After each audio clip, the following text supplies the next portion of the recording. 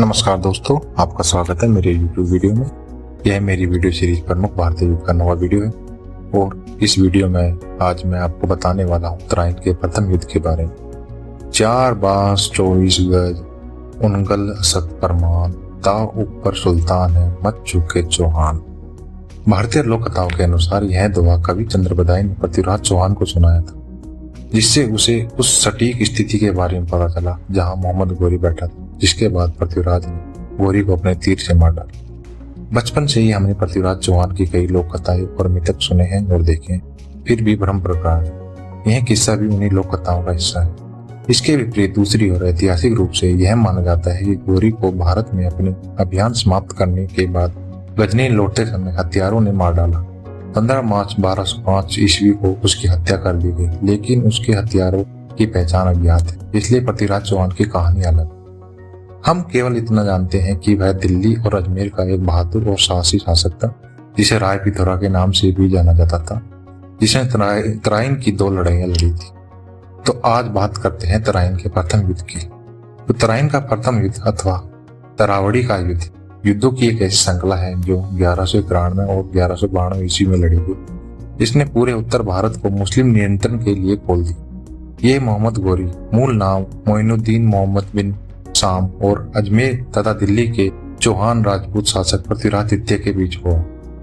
युद्ध क्षेत्र में भारत के वर्तमान राज्य हरियाणा के करनाल जिले में करनाल और थानेश्वर कुरुक्षेत्र के बीच था, जो दिल्ली से 113 किलोमीटर उत्तर में स्थित है।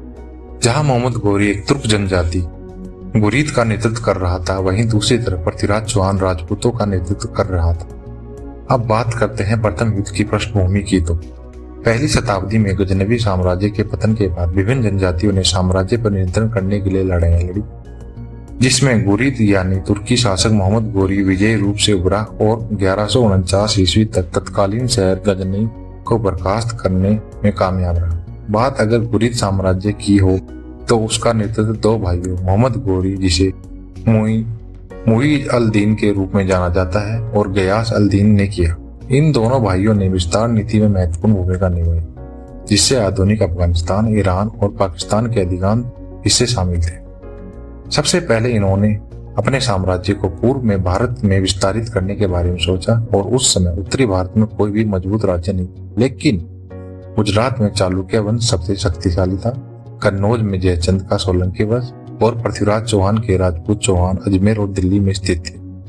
वहीं दूसरी ओर पृथ्वीराज चौहान दिल्ली के अंतिम राजपूत शासक था। चौहान वंश के एक योद्धा राजा था, जिसने सपादलक्स के क्षेत्र पर शासन किया, जिसकी राजधानी अजमेर वर्तमान राजस्थान में थी। उन्होंने कई अन्य राजपूत राजाओं के साथ गठबंधन किया, जिससे उन्हें मोहम्मद गोरी को हराने में मदद मिली। तो युद्ध से पहले मोहम्मद गोरी ने एक समझौता करने के लिए पृथ्वीराज चौहान के दरबार में एक दूत को भेजा और यह शर्त रखी कि चौहानों को इस्लाम धर्म कबूल करना होगा और गुरीद के शासन को स्वीकार करना होगा, जिसे पृथ्वीराज चौहान ने सिरे से खारिज कर दिया। उसके बाद भारत में अपनी सेना के साथ घुसते ही मोहम्मद गोरी बठिंडा के महत्वपूर्ण किले पर कब्जा करने के लिए आगे बढ़ा। बठिंडा को उस समय तबर हिंद के नाम से जाना जाता था। बठिंडा के पतन ने दिल्ली की सेना को हरकत में ला दिया, जिसके कारण पृथ्वीराज चौहान ने अपने सहयोगी को इकट्ठा किया और युद्ध में मोहम्मद गोरी का सामना करने के लिए अपनी सेना का नेतृत्व करने का फैसला किया। और 1191 ईस्वी में दिल्ली से उत्तर में तराइन के मैदानों में दोनों सेनाएं आमने सामने थी। पृथ्वीराज के साथ कई शासक भी थे, जिन्हें हिंद के संपूर्ण राणा के नाम से जाना जाता था। सर हिंदी भारतीय रहस्यवादी और धर्मशास्त्री कवि का दावा है कि दिल्ली के शासक गोविंद राय तोमर सबसे आगे एक हाथी पर बैठे थे। इससे यह अनुमान लगा सकते हैं कि वह पृथ्वीराज की सेना के प्रधान सेनापति थे। मोहम्मद गोरी और पृथ्वीराज चौहान की सेनाओं में काफी अंतर था। जहां राजपूत यानी पृथ्वीराज की सेना में हाथियों की ताकत ज्यादा थी, वहीं गोरी की सेना में धनुधारियों की उपस्थिति ने बेहद लाभ उठाया। लड़ाई की शुरुआत गोरी धनुधारियों द्वारा किए गए एक हमले के साथ हुई, जहां उन्होंने राजपूतों को तीरों से भर दिया।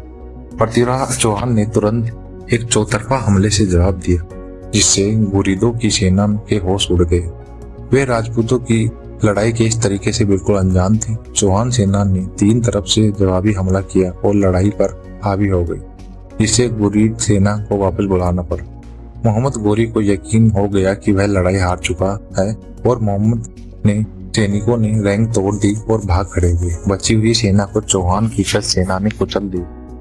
परिणाम स्वरूप पहले तराइन के युद्ध में मोहम्मद गोरी की हार हुई और लड़ाई राजपूतों की निर्णायक जीत में समाप्त हुई।